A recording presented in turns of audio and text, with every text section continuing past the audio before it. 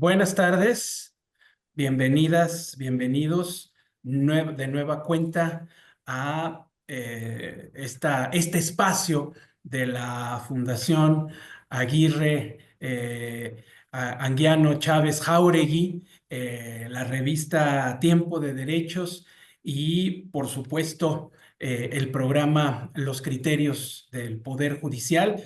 En esta ocasión, en esta sección, pues centrándonos sí en los criterios del Poder Judicial, en el desempeño del Poder Judicial Federal, pero particularmente en esta sección, a partir de la intervención, el trabajo de quienes se encargan de defender y asesorar en el orden jurídico federal, pues a todas las personas que así lo requieren, esas personas que por definición pues difícilmente tienen acceso a servicios jurídicos privados y que recurren a personas servidoras públicas que laboran aquí en el Instituto Federal de Defensoría Pública, que se dedica precisamente o tiene como misión facilitar o permitir o contribuir a que todas las personas, particularmente aquellas que se encuentran en situaciones de desventaja, en situaciones complicadas, estructurales o temporales, tengan un acceso eficiente y real a la justicia. Y precisamente mi nombre es Carlos Báez Silva, les doy la más cordial bienvenida a esta emisión, a esta nueva emisión de Los Criterios del Poder Judicial, y en esta ocasión tengo el enorme gusto de presentarles a todos ustedes a la maestra Yasmín Rosales Muñoz, asesora jurídica en el Instituto Federal de Defensoría Pública y, por si fuera poco, pues una abogada no solamente experta en lo que hace, sino muy comprometida y apasionada con su misión como servidora pública, que es precisamente esa, la de brindar asesoría, orientación, representación a las personas en situación de desventaja. Antes de explayarme más, solo quiero mencionar que la licenciada Rosales Muñoz no solamente es licenciada, sino además bueno, licenciada por la Autónoma Metropolitana, la Universidad Autónoma Metropolitana, es además maestra en criminología y doctorante en derechos humanos, ambas por parte del CECIJUG. Ahorita le pedimos a la maestra Rosales Muñoz que nos explique qué es el CECIJUG. Está certificada en el sistema procesal penal acusatorio y cuenta con una especialidad internacional en derechos humanos laborales, Derecho Transnacional del Trabajo por la Universidad de Castilla-La Mancha. Está diplomada en actualización sobre jurisprudencia de la Corte Interamericana de Derechos Humanos, diplomado impartido por la propia Corte Interamericana, así como por la Universidad Iberoamericana, en acompañamiento psicosocial a víctimas de catástrofes y otras violencias. En fin, un currículum no solamente extenso, sino que da cuenta del compromiso de la maestra Rosales precisamente por brindar estos servicios de asesoría jurídica a quienes más necesitan estos servicios. Y precisamente para ir centrando este tema que nos convoca el día de hoy, con la asistencia de nuestro director, el maestro César Ruiz Jiménez, y nuestro director de la revista, el doctor Rafael Estrada, a quienes también les doy la más cordial bienvenida a este episodio más o capítulo más de los criterios del Poder Judicial. Maestra Rosales, antes que nada, antes de entrar al tema del activismo judicial desde la perspectiva de la Defensoría Pública, antes que nada, cuando hablamos de defensoría pública, normalmente siempre pensamos, o por lo regular muchas personas pensamos en el defensor o defensora pública que está en una agencia investigadora o en un juzgado o tribunal penal. Y sin embargo, usted, maestra Rosales, es asesora jurídica. ¿Cuál es la diferencia y sobre todo, cuál es su ámbito de desempeño? Es decir, ¿a quiénes se debe usted como asesora jurídica en el Instituto Federal de Defensoría Pública? Bienvenida, maestra Rosales. Un gran placer esta invitación. La verdad es que cuando me dijo el doctor Báez que es una persona inteligente, entusiasta, capaz, lleno de proyectos, bueno, un referente en nuestra institución, pues no lo pensé dos veces. Y muchísimas gracias a todos, de verdad. No, gracias. ¿Qué es ser asesor jurídico? Bueno, el ámbito de trabajo y de acción de un asesor jurídico es precisamente la defensa de los derechos humanos de aquellos que se han visto afectados, lo mismo por actos de autoridad que por actos de particulares. La diferencia que tenemos con los defensores penales es que en caso concreto en nuestra institución se encargan de defender personas que han sido acusadas de haber cometido algún delito o alguna infracción de carácter penal, es decir, una transgresión prevista en el Código Penal, y en concreto la Defensoría Pública Federal abarca una serie de delitos que no son todos, sino en específico un catálogo que va relacionado con la delincuencia organizada, el tráfico de personas, la aportación de armas reservadas para el uso del ejército, entre otros. Es una prestación de servicio muy importante, pero se enfoca en aquellos que han sido de alguna manera vinculados con algún delito. En el caso de nosotros, defendemos a la gente que ha sido afectada, al pueblo, a los gobernados, a aquellos grupos vulnerables que no han recibido el acceso a los derechos, aquellos que siempre están ajenos a la justicia. Y en general defendemos a los gobernados, a la persona que como usted o como yo, simplemente no ha podido recibir no ha podido ser objeto de una actuación obligatoria de la autoridad. Y me explico en términos lisos y llanos, como algo tan básico y tan determinante como no tener acceso al derecho a la salud, como no tener acceso a medicinas, a medicamentos, a operaciones, a servicios básicos como agua, luz, electricidad, a beneficios tales como las pensiones de orfandad, las pensiones por trabajo, por edad, las pensiones de bienestar. En realidad, el catálogo que nosotros llevamos a cabo en nuestros servicios es muy amplio a la defensa. Brindamos servicios de orientación, representación y asesoría. La orientación es que nosotros proveemos, yo quisiera llamarnos a nosotros como el primer respondiente de acceso a la justicia. ¿Y por qué el primer respondiente de acceso a la justicia de las personas vulnerables? Porque cuando alguien se ve afectado en sus derechos, en cualquiera de sus propiedades, posesiones, etcétera, antes incluso de ir a las autoridades, va a venir con nosotros, porque si bien hay muchas materias en las que no podemos representarle, lo cierto es que nuestra actuación permite que se les canalice, que se indique a dónde pueden ir estas personas para recibir servicios gratuitos. Y esa es la otra fórmula fundamental. El servicio que presta la Defensoría Pública es completamente gratuito.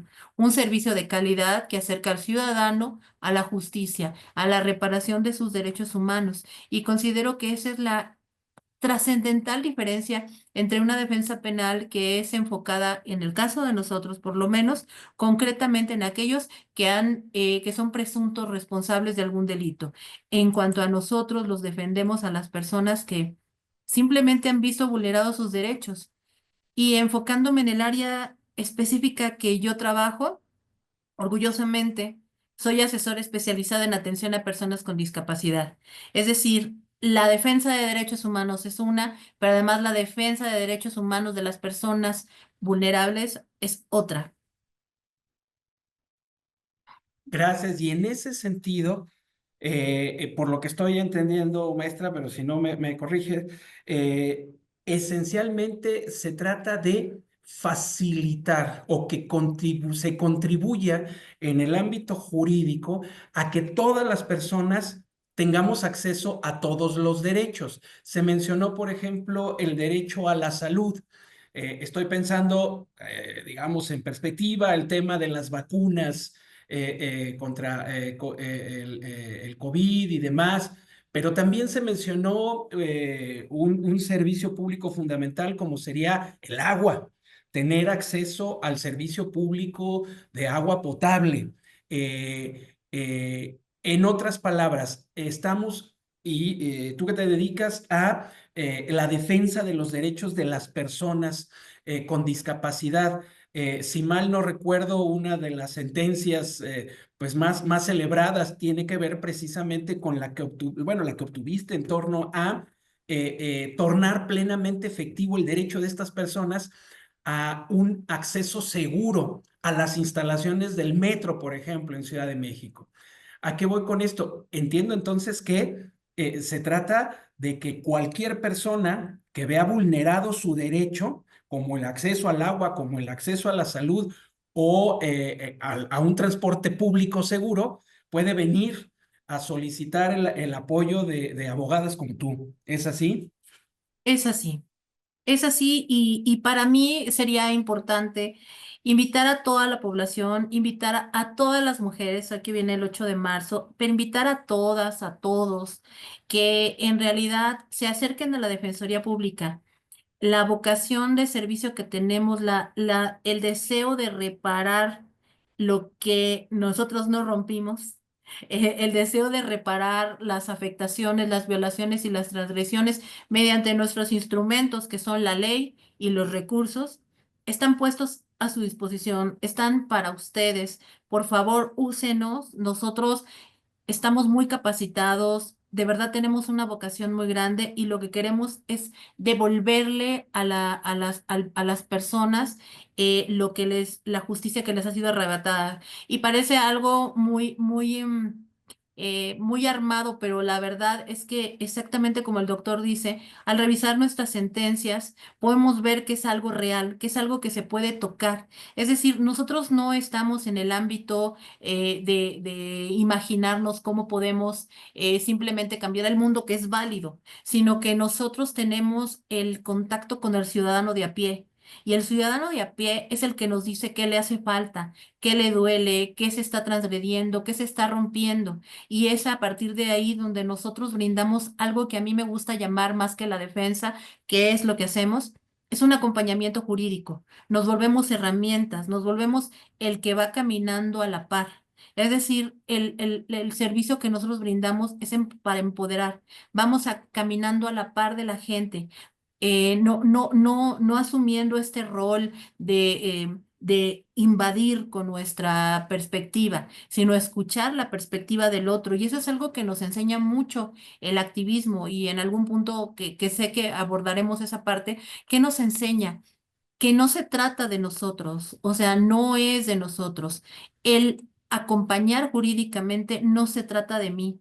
No se trata de lo que yo piense y de lo que yo sienta. Hay un lema que nos enseñan las personas con discapacidad que creo que debemos aplicar en todas las defensas que llevemos a cabo. Nada de nosotros sin nosotros. Es decir, no podemos imaginar lo que siente la gente ni pensar que nosotros sabemos qué es lo mejor para cada uno si no los escuchamos primero. Y a partir de ahí, nosotros adaptamos las herramientas, buscamos el camino, damos el encontronazo en qué es lo que está necesitando. Y efectivamente, las reparaciones que la Defensoría y que en mi caso hemos tenido la oportunidad de hacer son importantes y no es por uno, es por la gente. Y es por ahí que yo pienso que el activismo que nosotros hacemos, que el trabajo que hacemos, no es simplemente una defensa, es literalmente un trabajo de activismo que trabajamos desde luego con la sociedad civil, con los gobernados en individual, por supuesto también, y nosotros como sus herramientas, porque el activismo se hace en muchos lugares, pero sobre todo también el que hacemos nosotros es un activismo judicial. Ahora bien, para ir acercándonos a este tema que acabas de mencionar, traigo muy presente, insisto, esta sentencia que tú obtuviste en torno a precisamente las condiciones de accesibilidad con las que deben de contar las personas con discapacidad en el metro.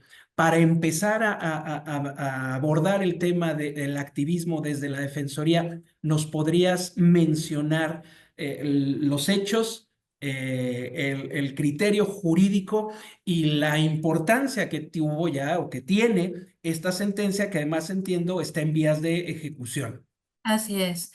Esta sentencia creo que es una sentencia, no, no lo digo yo, es así porque es la voz de las personas.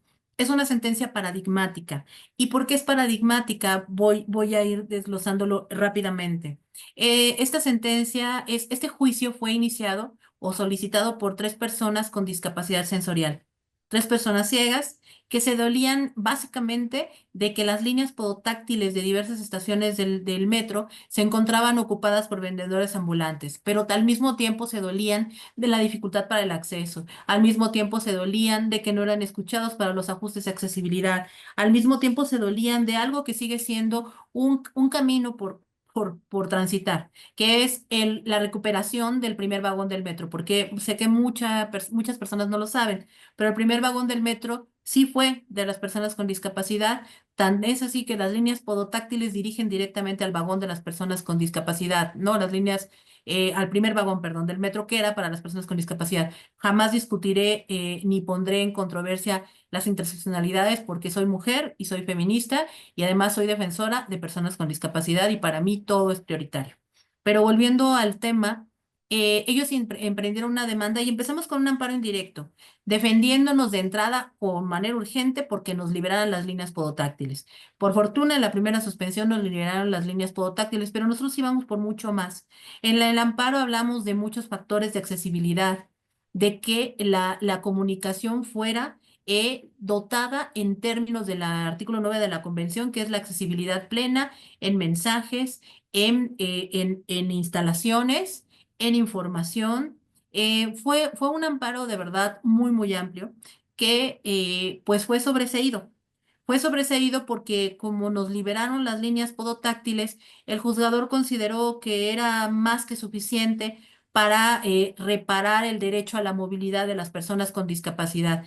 Y para nosotros no era así, porque nosotros estábamos hablando de entrada, nuestra, nuestra primera prestación trascendente para nosotros era el derecho a la visibilidad, el derecho a que la autoridad reconociera que el derecho a la movilidad de las personas con discapacidad es un derecho en sí mismo. Ese era el punto número uno. El punto número dos, estábamos solicitando un organismo verificador de ajustes razonables. Por lo mismo no, ni un tercero que no es persona con discapacidad no puede delimitar qué ajuste necesitamos. Y en lo más importante también era la accesibilidad del metro como tal y la accesibilidad informativa. Por lo tanto, promovimos una revisión. La revisión cae en el tribunal colegiado, en el 20º tribunal colegiado en materia administrativa, quien muy hábilmente, me pareció como una decisión muy apropiada, decidió ponerlo solicitar la atracción de la Corte al considerar que la determinación del vagón y el derecho a la movilidad de las personas con discapacidad era un asunto de muy alta trascendencia, porque se estaba analizando no solo el derecho al transporte del metro, sino el derecho al transporte y a la accesibilidad y a la movilidad de todo el país. Por lo tanto, la Suprema Corte de Justicia decidió atraer este recurso de revisión con la gran fortuna después de un proceso que debo decir que una vez que fue atraído por la Corte, que fue en en diciembre de 2023, en 2022, y se resolvió finalmente en mayo del 2023. Debo decir que no fue, en agosto de 2023, no fue realmente lento, fue un proceso muy rápido y la sentencia de la Corte fue dictada por unanimidad de votos. Por unanimidad de votos se ordenó primero reconocer el derecho a la movilidad de las personas con discapacidad como un derecho, determinar la obligación de todas las autoridades a nivel nacional de brindar todos los ajustes de accesibilidad que se requirieran para que se hiciera efectivo el derecho al transporte en las personas con discapacidad. Ordenó que se reconociera que el negar los ajustes de accesibilidad constituía directamente un acto de discriminación. Después ordenó que se hicieran todos los ajustes que se requirieran para que las personas con discapacidad tuvieran una información accesible en torno al metro. Lo más interesante también de esta sentencia es que derivado de ella, al momento de hoy se han dictado 6 jurisprudencias. Todas estas jurisprudencias que son de carácter obligatorio porque fue una sentencia que fue dictada por unanimidad de votos, cada parte de la sentencia es prácticamente obligatoria y cada parte es un reconocimiento al derecho a la visibilidad, el derecho a la accesibilidad, los derechos a los ajustes razonables. Estamos hablando que, aunque no se tratara de un ajuste de accesibilidad en el transporte, la jurisprudencia avala la obligación de las autoridades de brindar ajustes de accesibilidad. Lo mismo puede ser en el transporte, lo mismo puede ser arquitectónica, lo mismo puede ser una rampa, lo mismo puede ser cualquier ajuste de accesibilidad que se requiera por parte de todas las autoridades. Cada jurisprudencia enmarca un camino diferente: el derecho a la igualdad, el derecho a la accesibilidad, el derecho a la información, el derecho a los ajustes razonables, el reconocimiento del reconocimiento del derecho a la movilidad, a la accesibilidad de las personas con discapacidad, el reconocimiento de la necesidad imperiosa de formar un organismo verificador de ajustes. Y en cuanto al primer vagón, y ese es un tema que es importante que quede muy, muy claro, el acceso al primer vagón no es un tema cerrado. Es un tema que debe estar sujeto a un trabajo multidisciplinario, tanto de las asociaciones vinculadas con la discapacidad como de las vinculadas con los derechos de género, porque es algo que se tiene que dialogar y se tiene que establecer acuerdos y cercanías, porque lo que la Corte dijo es no, sino eh, debe haber una gestión y un acercamiento que debe propiciar el metro. Ahora bien, estamos en etapa de cumplimiento, es verdad. Hemos tenido varias juntas de trabajo y me enorgullece decir que hemos tenido avances importantes. Y en esta última junta yo propuse un mecanismo porque entiendo que el metro es un lugar que se creó hace más de 50 años, no tiene una modernidad salvo algunas estaciones, que estamos hablando de mecanismos a mediano y a largo plazo. Por lo tanto, me enorgullece decir que propusimos como acciones inmediatas un mecanismo que se llama 20 acciones inmediatas. ¿Cómo llegamos a esas acciones inmediatas? Hicimos una papeleta que pasamos, una encuesta que pasamos a asociaciones eh, vinculadas con las personas con discapacidad múltiple, con las personas con discapacidad sensorial, con las personas de movilidad reducida, entre otros, y cada una manifestó qué falta de accesibilidad encontraba en el metro. Hicimos un vaciado y determinamos 20 acciones prioritarias, entre las que están acciones tan importantes, tan mínimas como corregir la estación Copilco, quitar la malla de la estación fulana de tal, pintar las líneas podotáctiles de color, pero tan importantes como una solicitud que me atrevo a decir, a hacerla pública. Puede pasar todo, pero nosotros ya la pedimos. Estamos pidiendo que cada vagón del metro tenga el doble de asientos reservados en las líneas de más afluencia, 6, y en las líneas de mayor afluencia, 8. O sea, estamos pidiendo transformaciones realmente terrenales.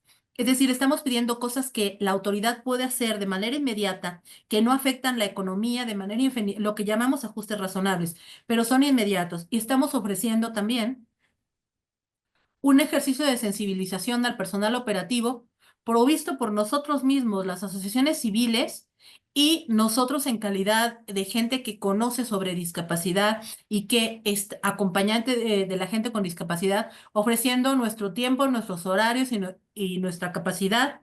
Y me refiero a mis usuarios, que son gente que camina que anda en el metro, para transformar también la sensibilidad. Eh, antes de seguir, Yasmín, es que acabas de mencionar algo, una palabra muy importante. Te referiste a tus usuarios. ¿A qué voy con esto? Eh, Después de lo que nos acabas de relatar, yo podría decir, es que tú eres la abogada entonces de estas personas directamente. Una abogada que no están pagando estas personas porque es altamente probable que, digamos, no tendrían los recursos suficientes para pagar una abogada de esta calidad en un mercado abierto. Eres una servidora pública y por lo tanto, como bien lo acabas de referir, las personas que acuden al instituto y que directamente ya por turno, digamos, te corresponde atender, pues normalmente les denominamos personas usuarias, nuestros usuarios, nuestras usuarias. En otras palabras, tú eres, y tú y todas las personas asesoras del instituto son las abogadas y los abogados de estas personas. Tú mencionaste que en este caso en particular se trata de tres personas con, si entendí bien, tres distintas o al menos dos distintas discapacidades sensoriales y que lo que buscan precisamente es ver satisfecho su derecho de acceso, de utilización, entre otras cosas, pero principalmente de un servicio público de transporte. Ahora bien, me queda claro, y sigo con el tema que se planteó para nuestra conversación, el activismo judicial. Me queda claro que la sentencia que a través tuyo dictó o por instancia tuya, por patrocinio tuyo, dictó la Suprema Corte, pues sin duda es una sentencia relevante, una sentencia garantista y desde un cierto punto de vista podría ser considerada una sentencia, claro ejemplo de activismo judicial. Y aquí nos vamos acercando al tema. Mientras charlábamos en preparación de esta conversación, me atreví yo a mencionar esto de que, pues claro, digamos, las personas juzgadoras no andan como Diógenes por la calle, ¿verdad? Con una lámpara a mediodía encendida, buscando litigios que componer, sino que pues son instadas por las partes. Y las partes, en este caso, los usuarios, tus usuarios, pues requieren en no pocas ocasiones la asesoría, la representación de personas abogadas, así como tú, especializadas, altamente capacitadas para poder llevar sus asuntos a los tribunales. ¿A qué voy con esto? Como tú bien seguramente nos vas a exponer, en no pocas ocasiones la voluntad de quienes juzgan no es suficiente. La intención, la pretensión, la posición garantista, garantista porque garantizan derechos humanos, derechos fundamentales, no es suficiente en el caso de quienes juzgan si no llegan los asuntos a los tribunales.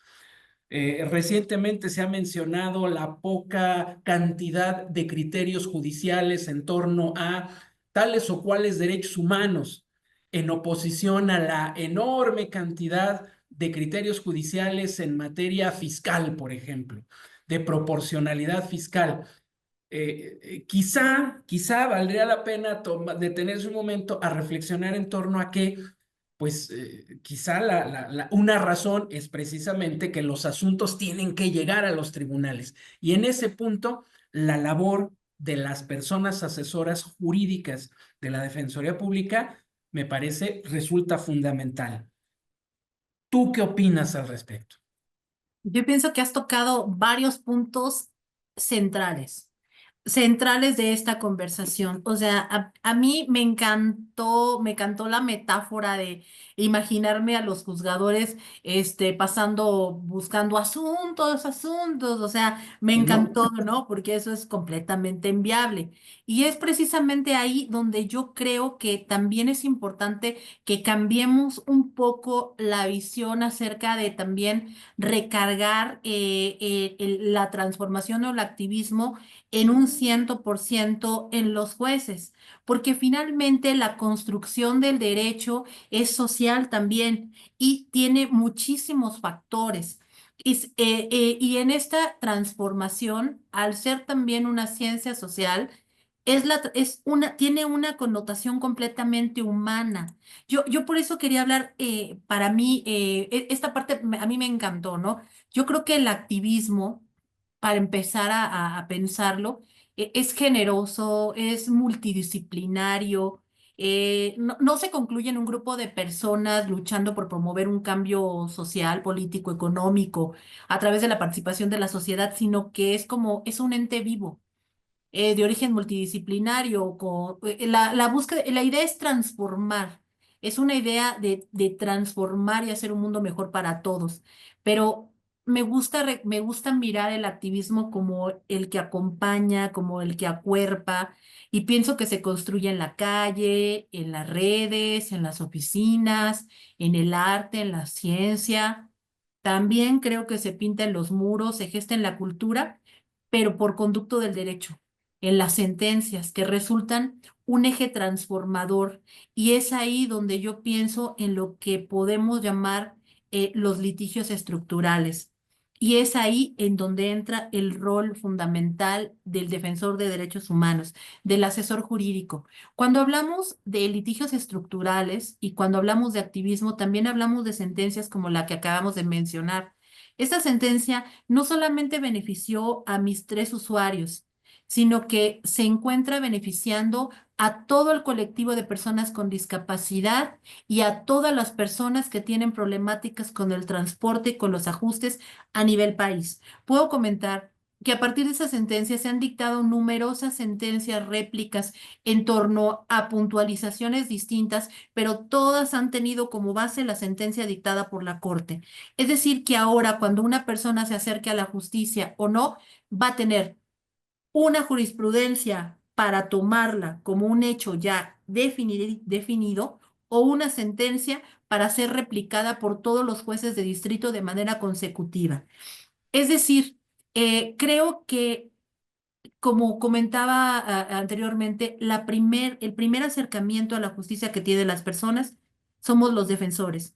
Y los defensores lo que hacemos es transformar las necesidades de las personas, el activismo, las necesidades de transformación, de cambios estructurales, transformarlos en demandas. Y no es poca cosa, porque finalmente a un juez no le presentamos un guisado con los ingredientes separados. Nosotros ya presentamos una demanda con un proyecto de respuesta. Es decir, te presentamos la demanda, pero el proyecto de solución. Y eso es lo que hacemos todos los litigantes que hacemos derecho estructural y todos los asesores jurídicos. Te presentamos la demanda, sí, pero también te vamos planteando un proyecto de solución. Es decir, no decimos, bueno, ahí tú ve cómo lo arreglas, sino que nosotros desde el camino, y esto es lo que hacen los activismos, como el activismo que nosotros hacemos jurídico está digamos que es multidisciplinario, tenemos el apoyo de las personas con discapacidad desde su visión, tenemos nuestras herramientas jurídicas, tenemos el área pericial, o sea, contamos con una serie de instrumentos que nos vuelven muchísimo más poderosos cuando hablamos de una transformación. El juez no está solo en este camino. Inclusive algunos jueces, la verdad, cuando ya tenemos estas sentencias paradigmáticas, solo se dedican, solo las reproducen para beneficiar a las personas que vienen después. Y no digo que su trabajo no sea importante, lo es, pero el trabajo del defensor es el que involucra el trabajo de la gente.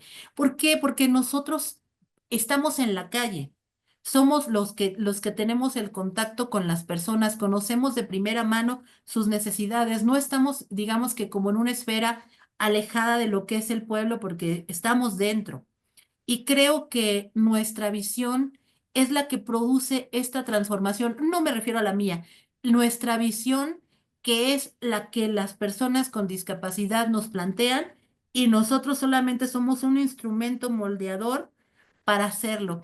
Yo la verdad siento mucho orgullo del trabajo que la asesoría jurídica mixta, como la asesoría jurídica especializada, y en particular de la asesoría jurídica especializada, que la conozco a 100% con gran cercanía, es que nosotros le entramos al toro por los cuernos, porque a veces es muy difícil de repente decir, bueno, voy a emprender una cruzada para lograr que todos los Walmarts tengan un horario para las personas con discapacidad sensorial. o voy a lograr que todas las personas con discapacidad puedan tener un voto electrónico, las personas con discapacidad múltiple, o emprender una cruzada para que todas las personas con discapacidad puedan ser vacunadas, aún en tiempos de pandemia, cuando por disposiciones etarias eran prioritarias otros. Creo que tomar la decisión de hacer litigios estructurales, estos que implican transformaciones a fondo, en el hueso de los derechos, en el hueso de la sociedad, requieren mucho valor. Y yo estoy orgullosa del valor de muchos de los asesores jurídicos. Ya lo creo que sí, y es un orgullo compartido. Y ya que se menciona, y para retomar algo que también se precisó ya, la asesoría jurídica especializada, es decir, retomando la sentencia que ya mencionaste, estamos hablando de una atención o una representación, mejor dicho, se atienden a tres personas con una determinada discapacidad para tornar plenamente efectivos sus derechos. Estamos hablando de un grupo poblacional específico y ahí en ese sentido yo empecé hablando de el derecho que todas las personas tenemos y tú también lo reiteraste, yo por ejemplo, el derecho que yo tengo a que servidoras públicas, así como tú, con esta calidad, con esta pasión, pues me pudieran también defender a mí, representar a mí. Sin embargo, algo me dice, y tú nos lo podrás decir mejor, que al fin y al cabo, como servicio público, que tú prestas, pues ha de focalizarse o ha de brindarse de manera preferente. Estoy tratando de recordar, nuestra propia ley así lo menciona. Personas de ciertos grupos en situación históricamente en desventaja, como serían las personas indígenas, las personas afromexicanas, las personas desempleadas o las personas pensionadas o jubiladas, y también el caso de las personas con discapacidad. Para ponerlo en un contexto muy actual, ¿y qué nos puedes decir de la atención a las personas migrantes, la atención a las personas en situación de movilidad internacional? Que además nuestro país pues estamos enfrentando también estos serios problemas, considerando también una importante sentencia obtenida por un compañero también de acá del instituto. ¿Cómo se vincula esto con esta idea del activismo judicial? En realidad es muy importante. Estamos hablando de la jurisprudencia que marca las 36 horas límite, ¿no? Para estar dentro de una estación migratoria, porque finalmente antes de este criterio, las autoridades consideraban los tiempos de permanencia y estancias pues interminables, ¿no? Tiempos imprescriptibles. Y efectivamente este criterio es del año 2022, me parece, y es un criterio fundamental porque a partir de entonces las autoridades migratorias se vieron obstaculizadas para prolongar las estancias sin ninguna justificación. Y en este sentido, ha habido otros criterios fundamentales en cuanto a el reconocimiento de los derechos de las personas en situación de movilidad. En el año 2023, también uno de nuestros compañeros, de nuestras compañeras, obtuvo el reconocimiento para que personas adultas mayores en situación de movilidad obtuvieran la pensión de bienestar y también se convirtió en un criterio jurisprudencial. Lo cierto es que ahora también las condiciones han cambiado porque como sabemos las leyes, el programa que establece las condiciones para el otorgamiento de las pensiones de bienestar cambia año con año y ahora ya se estableció que es solamente para personas naturalizadas. Lo cierto es que este beneficio, sin embargo, fue grandísimo o fue sustancial para muchas personas que se encontraban en situación de vulnerabilidad. El derecho, el derecho especializado, la atención especializada a personas en situación de movilidad es muy abundante, muy amplio y muy generoso.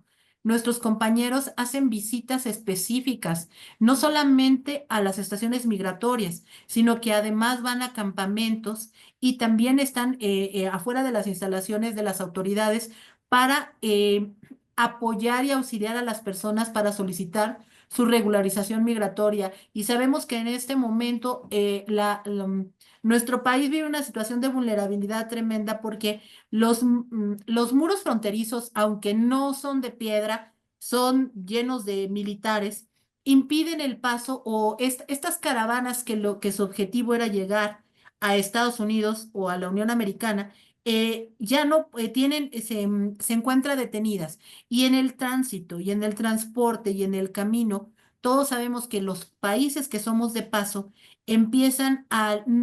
pasan de ser lugar de alojamiento temporal a lugar de alojamiento definitivo. Y en ese sentido, el trabajo de nuestros compañeros, asesores especializados en atención a movilidad, es fundamental porque la regularización de sus situaciones migratorias no solamente es la situación de la regulación migratoria para evitar ser deportado o para evitar el regreso forzoso, sino también es para poder tener una calidad de vida dentro del país, es decir, poder tener un trabajo remunerado, poder tener educación, poder tener derecho a salud, etcétera. En realidad, el trabajo es muy poderoso. Se han hecho eh, avances extraordinarios, no solamente en el caso de nuestro compañero en cuanto a la temporalidad de retención en la estación migratoria, que no podemos negar que esto era igual a una prisión, ¿no? A una prisión preventiva, ¿no? O sea, sin ser oído ni vencido en juicio y directamente retenido, ¿no? Previo a ser regresado, ¿no? La realidad es que los compañeros han obtenido diferentes criterios de manera general para garantizar el derecho de las personas con discapacidad, pero fundamentalmente en el día a día, en la visita a los campamentos, en las brigadas que se realizan, en el carácter transformador de hacer estas visitas y de hacerlas y de recabar, desde el inicio de recabar sus datos en todos los idiomas que se puedan imaginar, hasta obtener también la regularización de muchos de ellos, las tarjetas, las visas humanitarias que les permiten, mientras dura el trámite, estar en nuestro país, el traslado y además la regulación migratoria que permite a estas personas tener una calidad de vida en nuestro país, porque finalmente el vivir en las caravanas o lo que ocurre en las caravanas y la violencia que se genera es una situación terrible, porque entendámoslo, ¿no? Migrar, la gente no migra por gusto. La gente migra porque no queda otra opción y migrar no es un delito, ¿no? También me Ahora gustaría bien, hablar, perdón, no, no, sí. de mis compañeros asesores especializados en materia laboral, porque también tenemos pues un grupo de asesores especializados en materia laboral, quienes se encargan de brindar el servicio también a aquellas personas pues que han perdido el derecho a tener una defensa adecuada cuando son presas de despidos injustificados o de situaciones diversas, porque también se atiende directamente en cuestión de colectivos, o sea, los sindicatos.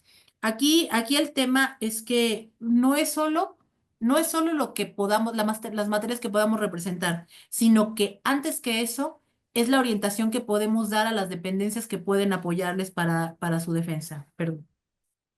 Entiendo.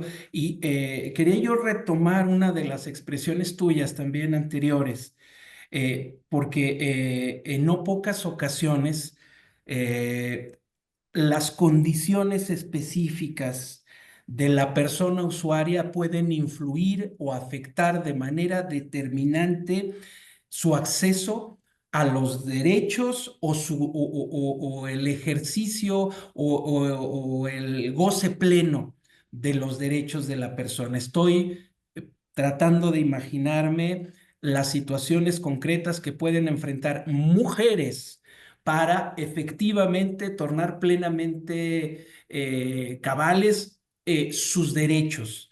Y según tengo entendido, personas como tú, asesoras jurídicas, además de todo comprometidas, pues echan mano de distintos protocolos precisamente para atender con esta perspectiva, pero también, digamos, con la interseccionalidad necesaria los casos.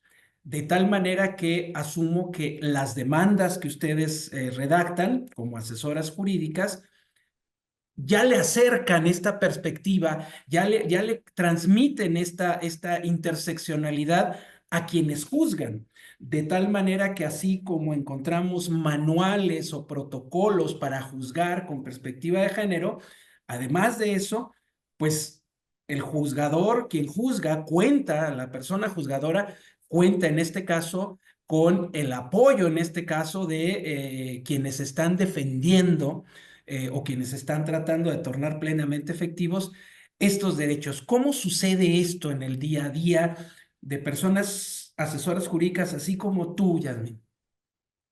Pues yo tuve, por poner, no sé, algún ejemplo, yo tuve la oportunidad de participar en la revisión del protocolo de atención a personas con discapacidad del Instituto de la Defensoría Pública Federal, compartiendo nuestra experiencia personal. Más allá de eso, más allá de hablar de la perspectiva de discapacidad, la perspectiva de género, la perspectiva de infancia, la perspectiva de adulto mayor, que siempre conforma parte de los medios de defensa que nosotros interponemos, así como la perspectiva de toma de conciencia. Me gustaría también hablar acerca de las herramientas internas, pero sobre todo de las herramientas internas. No me refiero, sí me refiero a los protocolos, pero sobre todo me refiero a las herramientas que se generan en la actuación directa de un asesor frente a una persona en situación de vulnerabilidad. Por ejemplo, en el caso concreto de nosotros, los asesores especializados en atención a personas con discapacidad, el ajuste de accesibilidad y el ajuste razonable no empieza en el juzgado, empieza con nosotros. O sea, nosotros podemos y hacemos y proveemos constancias internas en braille. Nosotros no solamente la solicitamos al juzgado, también le brindamos ese ajuste a las personas, pero no solo ese, también cuando se trata de personas sordas, también podemos echar mano de nuestros compañeros en inicio, cuando se trata de una interpretación en lengua de señas, pero también hemos hecho uso de personal que forma parte del Consejo de la Judicatura Federal para brindar una interpretación. En mi caso concreto, me tocó que independientemente del apoyo que recibo de una defensora que es y signante de lengua de señas, también pedimos el apoyo de intérpretes del Consejo para notificar una sentencia en donde se nos otorgaba el acceso pleno a la educación, ajustes curriculares para cambiar los programas educativos para las personas en una normal superior, es decir, otra sentencia estratégica, pero independientemente de eso, llega una persona con nosotros. ¿Qué necesita? Lo primero es preguntar a la gente cómo le podemos apoyar, qué sistema de apoyo requiere, porque hay personas que simplemente requieren letra aumentada, hay personas que simplemente requieren que eleves un poco más la voz, o sea, ajustes muy sencillos, pero hay otras que requieren ajustes muy particulares porque hay personas con las que incluso yo me he llegado a comunicar con una tabla, porque no son signantes. Y con la tabla, yo tengo una tabla que se borra, que la apuntas y luego se borra, y yo me comunico con esa persona y esa persona se siente muy cómoda haciéndolo, se siente integrado, se siente contento. Punto muy esencial. Las constancias que las asesoras y asesores especializados en atención a personas con discapacidad dictamos son en lenguaje sencillo. Todas son en lenguaje sencillo. Es decir, acercamos la defensa y el derecho a las personas para que lo entiendan, lo hagan suyo. Yo no le voy a decir a una persona, bueno, se dictó una sentencia interlocutoria que tiene los requisitos técnicos. Yo no puedo decirle eso porque le estoy negando un derecho. Yo puedo decirle, del escrito que presentamos para defender tus derechos. El juez, que es la persona que se encarga de tomar decisiones cuando existen problemas entre diversas partes, dijo que tenía razón, pero no está diciendo que tienes la razón completa. Dijo que tienes la razón en una parte, pero seguimos trabajando para que te resuelva sobre todo lo que tú pediste. Es decir, este es un ejemplo burdo, porque en realidad las constancias tienen una técnica específica, pero lo que yo quiero es ejemplificar que la dinámica de atender a una persona vulnerable es muy, muy cuidadosa. Primero es no a qué viene, sino cómo te puedo ayudar. Esa es una parte esencial. Yo, ¿cómo te puedo ayudar? Cuando tú le dices a la persona cómo te puedo ayudar, empieza a crearse el vínculo de confianza y el vínculo de saber que estás frente a la persona que te va a acompañar. Y a la persona que te va a acompañar le vas a decir cuáles son tus necesidades y la persona abogada va a decir, estas son las posibilidades, estos son los caminos, ¿qué necesitas? Una constancia de lenguaje sencillo, necesitas una constancia en braille, necesitas un intérprete, o sea, eso nosotros lo vamos trabajando. A las personas con discapacidad psicosocial les damos espacios, también permitimos que respiren, hacemos pausas. Todo depende de cada la persona que se atiende, pero es importante decir que nuestro protocolo de atención a personas con discapacidad del Instituto de Defensoría Pública prevé escenarios muy concretos. Prevé escenarios muy concretos y da soluciones concretas, porque créanme que un ajuste es un traje a la medida y requiere toda la creatividad de un asesor.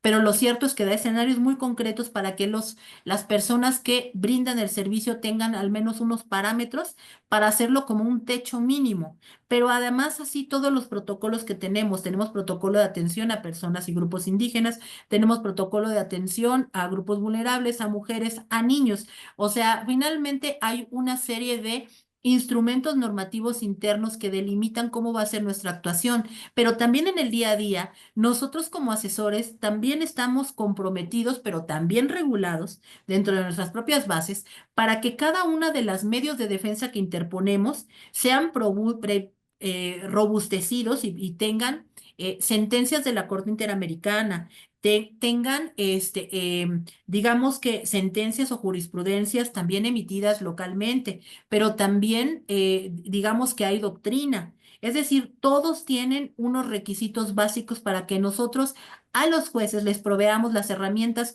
más abundantes, tanto del derecho nacional como del derecho internacional, porque incluso la formación que tenemos sí es en derecho comparado.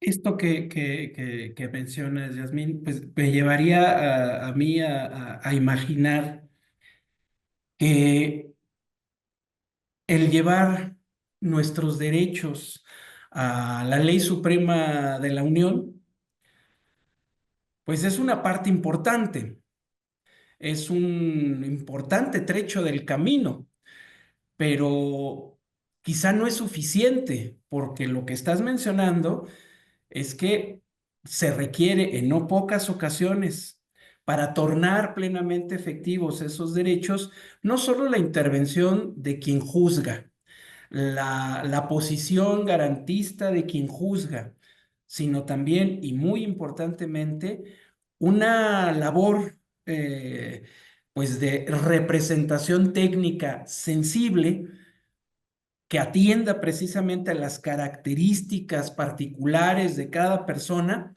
para presentar los mejores argumentos, para saber presentar cada caso ante los tribunales que corresponda, los tribunales del Poder Judicial de la Federación o algunos otros tribunales federales, considerando la competencia del Instituto Federal de Defensoría Pública, llevar los mejores argumentos, saber plantear los casos para que no todo, no dependamos exclusiva, ya me pegaste la tos, perdón, para que no solamente le apostemos a la posición garantista de quienes juzgan, sino que además y principalmente le apostemos a personas como tú, que son servidoras públicas comprometidas precisamente con una plena tutela, en general de los derechos, pero particularmente del derecho de acceso a la justicia,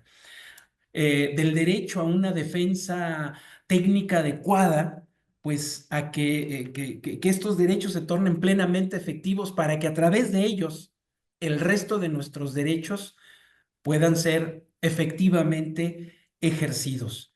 Y yo ya solamente para cerrar esta parte de la conversación, Yasmín, pues simplemente reiterarte mi admiración y mi enorme respeto por ti, por la labor que tú desempeñas y por la labor que compañeros, los otros 318 compañeros que se desempeñan como asesores y asesoras jurídicas en todo el país, el servicio que prestan principalmente a estos grupos tradicionalmente en desventaja para pues convertir en realidad todas esas promesas democráticas que son nuestros derechos humanos.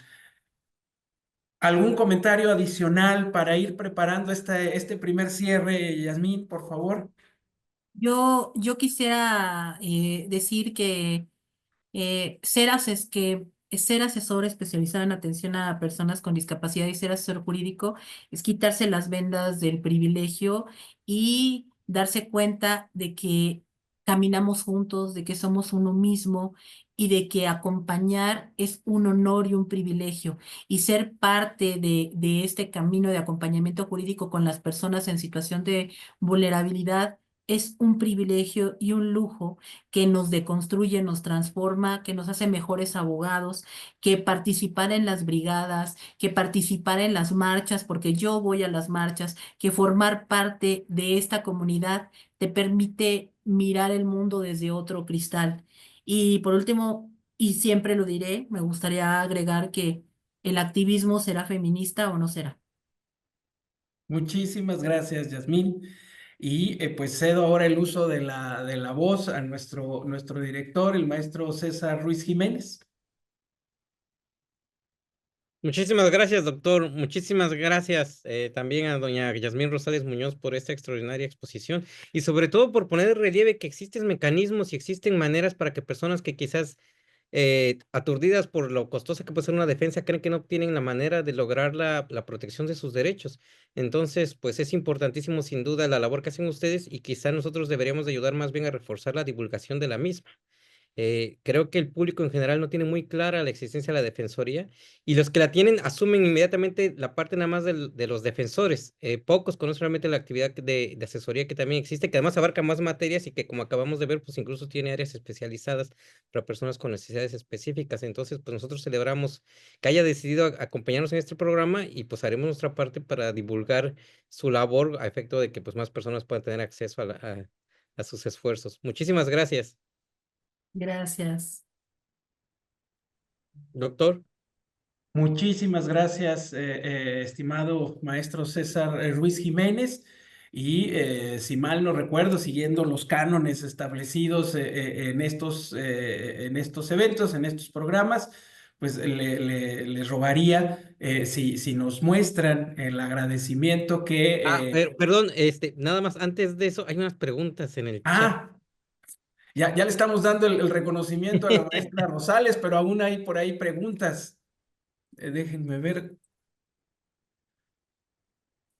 Eh, Hay una la preguntita, doctora sí. Ethel Luján que Ujú. pregunta, ¿cómo puede ser que no siendo más que unas pocas regiones, privilegia en muchos aspectos las accesibilidades en el vivir cotidiano a personas con discapacidades? Se lo pregunta. Felicita al programa por este ejemplo en particular, una mujer profesional tan jugada, espectacular. Bueno, son más bien como comentarios. Y por otro lado, Lirio Barreto dice, ¿qué estrategias puede adoptar la Defensoría Pública Federal para combatir la discriminación estructural en los tribunales y asegurar que los jueces apliquen un enfoque de derechos humanos en los casos de personas en situación de vulnerabilidad? Wow, ya creo que le dieron en su mero mole a la maestra Rosales. Adelante, por favor. En principio, la primera, el primer comentario, en cuanto a, es verdad, o sea, Nosotros reconocemos que vivimos en un país centralista, en donde generalmente el acceso a derechos tal vez tiene más repercusión en algunas ciudades que en otras, pero en este caso yo quiero decir que la Defensoría Pública Federal se encuentra en todas las ciudades. Hay un asesor especializado en atención a personas con discapacidad, también hay asesores especializados en atención a personas en movilidad y laborales y mixtos en todo el país. Creo que ese es el mecanismo que tenemos nosotros como Defensoría Pública, además de las brigadas itinerantes que hacemos para acceso a justicia, que es la manera que tenemos nosotros como institución y como abogados de acercar la justicia a las zonas a veces más alejadas de las carreteras y de la cercanía del transporte. Este es, creo, nuestro mecanismo. Y también en torno a personas con discapacidad. Eso por una parte. Por otra parte, también estamos trabajando y creo que ustedes pidan. Yo digo, ustedes pidan y se concederá. En la medida de que nos planteen cuáles son las problemáticas, nosotros estaremos buscando las soluciones y los caminos. Y entre lo que dice de los tribunales, también tengo que señalar esta parte. En materia federal, me enorgullece decir que cuando nosotros empezamos, yo empecé el área de discapacidad en Ciudad de México, la verdad es que yo todavía oía la palabra discapacitados por aquí, por allá, y todavía escuchaba criterios como interdicción, interdicción, interdicción. A este punto, no solamente se nos reconoce un interés legítimo como defensores y asesores en atención a personas con discapacidad, porque fue una sentencia de queja que gané en el año 2020, donde se les reconoce el interés legítimo para representarlos, por si no pueden acudir o por cuestiones de otro tipo, sino que además el trabajo que nosotros hemos venido haciendo ha sido transformar la perspectiva del juzgador, acercándose a la persona con discapacidad. Es verdad, falta mucho trabajo y ahora tenemos que iniciar de nuevo y vamos a tener que tener muchas energías porque también los juzgados locales, con ellos ha sido más complicado para nosotros. Y aunque nosotros litigamos en fuero federal, al momento de litigar amparos directos, sí podemos tener el contacto con los juzgados locales y sí hemos logrado en amparos directos y también indirectos por algunas acciones específicas que los propios juzgadores y tribunales de carácter local transformen y otorguen ajustes de accesibilidad y ajustes de procedimiento, que es una perspectiva aún más importante que los ajustes de accesibilidad, perdón, que los ajustes razonables. Los ajustes de accesibilidad son todo, ¿no? Pero los ajustes de procedimiento son aquellos que inmiscuyen una cuestión meramente procesal y también se han logrado. Muchísimas gracias, maestra Rosales, y precisamente también Lirio Barreto le felicita y su entrega, compromiso y gran capacidad como defensora son dignos de admiración. Su labor marca la diferencia y deja huella en cada causa que representa. Que digan, que sigan los éxitos, debía decir, así que pues muchas felicidades. Y pues ahora sí, digo, ya se vio, pero retomemos el reconocimiento que próximamente le haremos llegar de manera física a la maestra Rosales. Si lo podemos colocar para que se vea por ahí.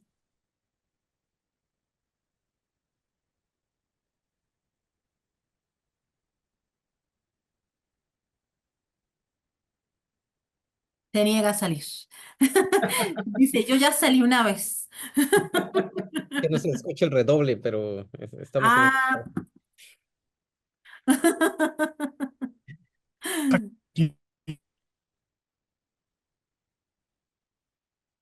Bueno, mientras eso sucede, pues de nueva cuenta agradecer a la maestra Rosales y a nuestros directivos, el maestro César Ruiz Jiménez, a nuestro director de la revista Tiempo de Derechos, doctor Rafael Estrada, y bueno, aquí tenemos precisamente con firma de ambos el reconocimiento que próximamente se le hará llegar en físico a la maestra Rosales. muchísimas gracias. La verdad ha sido una muy grata experiencia. Ha sido una bella entrevista. De verdad, muchas gracias, doctor. Siempre es un privilegio compartir pláticas inteligentes e interesantes con el doctor y un placer haberles conocido, doctor César, doctor Rafael Estrada. Mucho gusto. Aquí estamos a las órdenes. Hablen mucho de nosotros. La gente lo necesita. Así es, así es. Al contrario, muchísimas gracias a ustedes por hacer la justicia una realidad para, incluso para los que no tienen posibilidades por sí mismos. Muchas gracias. Mucho gusto. Pues Hasta luego. muchísimas gracias a todas las personas que nos han acompañado por acá. Muchísimas gracias a la maestra Yasmín Rosales, asesora jurídica en el Instituto Federal de Defensoría Pública, al maestro César Ruiz, al doctor Rafael Estrada. Un placer, como siempre, saludarles y nos vemos próximamente. Hasta pronto. Buenas noches. Bye. Buenas Buenas noches. noches.